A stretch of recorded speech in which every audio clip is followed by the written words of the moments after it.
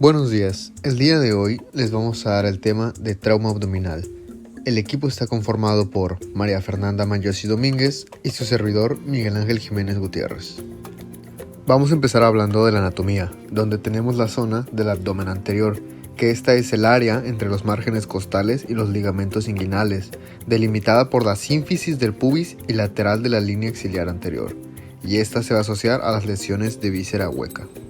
También tenemos la región tóraco-abdominal, que esta es delimitada por la línea del pezón, la línea infraescapular posterior y superior a márgenes costales. Esta se va a asociar a las lesiones traumáticas penetrantes del diafragma, del hígado, del vaso y del estómago. Ahora vamos a hablar del flanco, que este se va a encontrar entre la línea axilar anterior y posterior de las puntas a la cresta ilíaca. Después tenemos la espalda, que va a ser la zona detrás de la línea axilar posterior.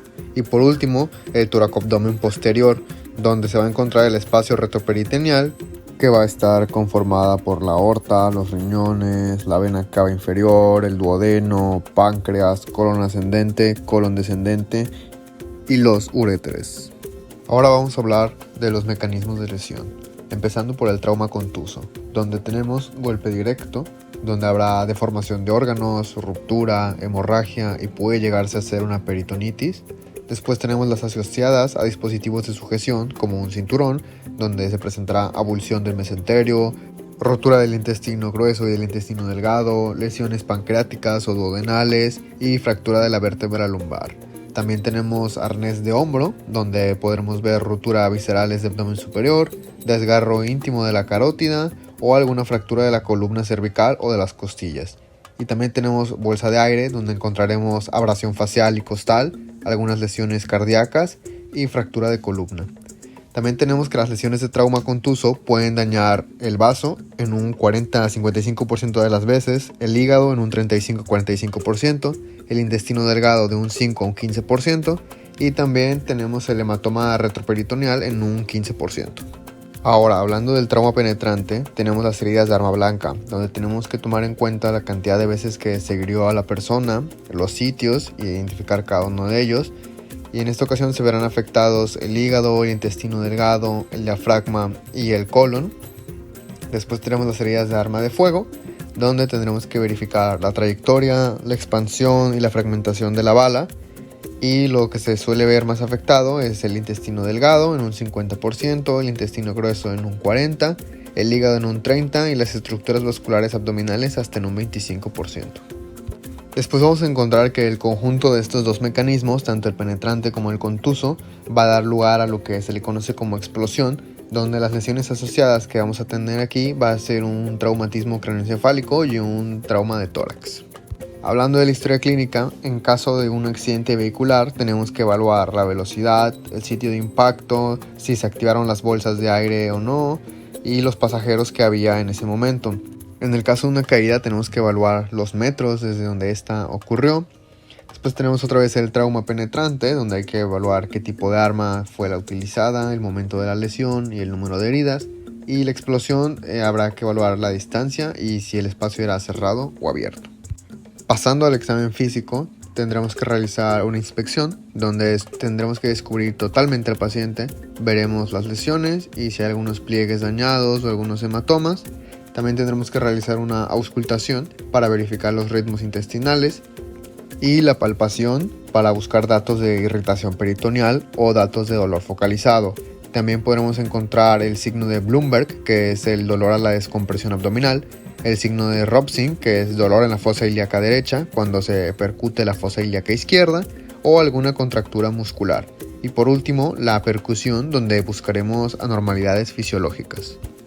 Ahora, hablando de los adjuntos de la valoración primaria, tenemos la sonda Foley, que esto va a ayudar a la retención, va a evaluar el monitoreo de la uresis y va a descomprimir la vejiga previo a un lavado peritoneal diagnóstico. Tenemos la sonda nasogástrica, que va a ser contraindicada si tenemos alguna lesión o alguna sospecha de lesión sobre la lámina cribosa. Esto debido a que se puede ir al cerebro. Esto también nos va a ayudar a la descompresión gástrica por un lavado peritoneal diagnóstico y se va a presentar un riesgo de vómitos o de sangrado, aunque también al presentarse sangrado nos permitirá evaluar si estamos ante una hemorragia digestiva. También tenemos la radiografía, concretamente del abdomen, que se tomará de forma apilateral y nos ayudará a identificar la presencia de neumotórax y de aire intraperitoneal. En pacientes con sensorio alterado, estructuras adyacentes lesionadas o sospecha de lesión intestinal, se recurrirá a dos métodos. El primero es el FAST, que es ecografía abdominal dedicada a trauma, donde podremos ver líquido intraperitoneal. Esta va a ser repetible, ya que puede usarse varias veces durante la estancia del paciente y nos ayudará a evidenciar las alteraciones torácicas evaluando 4 regiones, que será el saco pericárdico, la fosa hepatorrenal, la fosa esplenorenal y el fondo de saco de Douglas. También tenemos lavado peritoneal diagnóstico, donde se necesitará tener descompresión gástrica y descompresión urinaria. Se utilizará en el trauma cerrado o penetrante múltiple y va a estar contraindicado en pacientes con cirrosis, obesidad mórbida y coagulopatía preexistente. Para poder realizar una laparotomía de urgencias, el paciente debe de tener un trauma abdominal junto con una hipotensión, debe haber un FAST y un DPL positivo, heridas de bala, evisceración, hemorragia digestiva, peritonitis, aire subdiafragmático y un TAC con evidencia de ruptura de algún órgano abdominal o retroperitoneal. Si no cumplen con estas indicaciones, entonces se va a hacer una evaluación y manejo conservador. Es decir, para las lesiones toracoabdominales se van a complementar con toracoscopía, FAST y DPL. En el abdomen anterior no vamos a encontrar alteraciones hemodinámicamente, va a haber evisceración o alguna irritación peritoneal, por lo tanto se hace una laparotomía diagnóstica, un FAST y un DPL. Y en las lesiones de flanco y espalda va a haber un espesor de los músculos, los cuales van a proteger contra lesiones de vísceras y se les va a hacer un FAST, un TAC y un DPL. Ahora, vamos a encontrar diferentes tipos de lesiones. Por ejemplo, están las lesiones diafragmáticas, que estas son más frecuentes del lado izquierdo, y esto va a ser debido a que el hígado puede ocultar o servir de barrera protectora del diafragma derecho. También vamos a escuchar ruidos cardíacos migrados, va a existir un desplazamiento de las vísceras abdominales y hay que sospechar de lesiones penetrantes del abdomen. Mientras que con las lesiones duodenales vamos a tener una ruptura duodenal, la cual se va a asociar a algún impacto frontal en un accidente, puede ser vehicular, o algún golpe directo sobre el epigastrio, por ejemplo, con algún manubrio de alguna bicicleta. Y también hay que sospechar en pacientes que tengan algún aspirado gástrico con sangre o que en el TAC veamos aire libre subdiafragmático. En las lesiones pancreáticas vamos a ver golpes directos en el epigastrio, una amilasa elevada o disminuida, pero esta no va a ser específica, y algún TAC con contraste, que se va a evidenciar las lesiones hasta después de 8 horas. En las lesiones de vísceras huecas se van a asociar alguna equimosis lineales, mientras que las lesiones de órganos sólidos se van a asociar al 5% de las lesiones de víscera hueca. Bueno, pasando ahora sí de manera específica al abdomen agudo, este va a ocupar un diagnóstico y tratamiento precoz y regularmente tiene un tratamiento quirúrgico, y estas van a ser del 5 al 10% de las urgencias hospitalarias. Dentro del cuadro clínico de criterios que amenazan la vida del paciente encontramos el aneurisma de la aorta abdominal, una isquemia mesentérica aguda, perforación del tracto gastrointestinal, obstrucción intestinal, vólvulo, embarazo ectópico, desprendimiento placentario y un infarto de miocardio con un dolor irradiado hacia el abdomen y una rotura esplénica. Bueno, pasando a la evaluación del paciente, esta la vamos a dividir en 3 etapas: la anamnesis, el examen físico y el examen complementario e imágenes.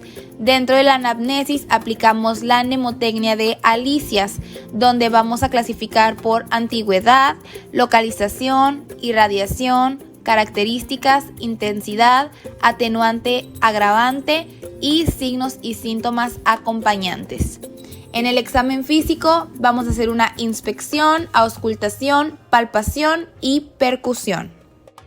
Pasando a una parte importante, esta va a ser el diagnóstico diferencial y en la cual nos vamos a basar dependiendo de la localización del dolor. Empezamos con el hipocondrio derecho, que esto puede ser debido a algún cólico biliar, colecistitis o colangitis. El epigastrio por alguna patología péptica o pancreatitis. El hipocondrio izquierdo por alguna patología esplénica o en caso de traumatismos alguna rotura esplénica. En ambos flancos, tanto derecho como izquierdo, se va a deber alguna urolitiasis que se puede extender hacia el hipogastrio. Una fosa ilíaca derecha que puede ser debido a apendicitis aguda, ileitis, perforación por neoplasia cecal y se menciona que específicamente en mujeres alguna patología anexial, mientras que en la fosa ilíaca izquierda se puede deber alguna colitis isquémica, diverticulitis aguda y de igual manera se menciona la patología anexial. Dentro de la obstrucción intestinal vamos a encontrar una distensión abdominal, inicialmente ruidos de lucha, posteriormente un silencio auscultatorio y una percusión timpánica. En la perforación vamos a encontrar una salida del contenido intestinal o fecal, una gran irritación peritoneal y un abdomen en tabla. Mientras que en la isquemia mesentérica aguda va a haber mucho dolor abdominal, encontramos un abdomen blando a la palpación y si el diagnóstico se demora se puede llegar hasta producir una necrosis de la pared del intestino con una irritación peritoneal secundaria. Otro aspecto importante también van a ser los signos típicos. Está el signo de Bloomberg, que es un dolor producido después de soltar súbitamente una comprensión con la mano del examinador en algún punto del abdomen del paciente.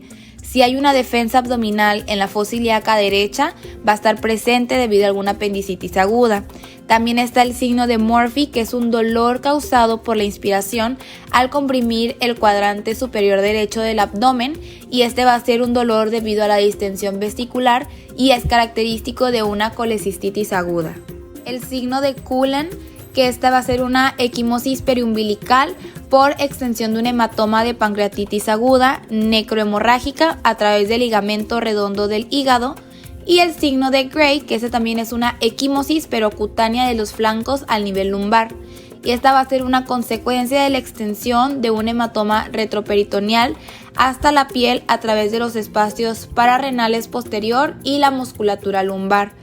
Va a sugerir una hemorragia intraabdominal o en el retroperitoneo, llegando a causar o causada por alguna rotura de aneurisma abdominal o pancreatitis hemorrágica.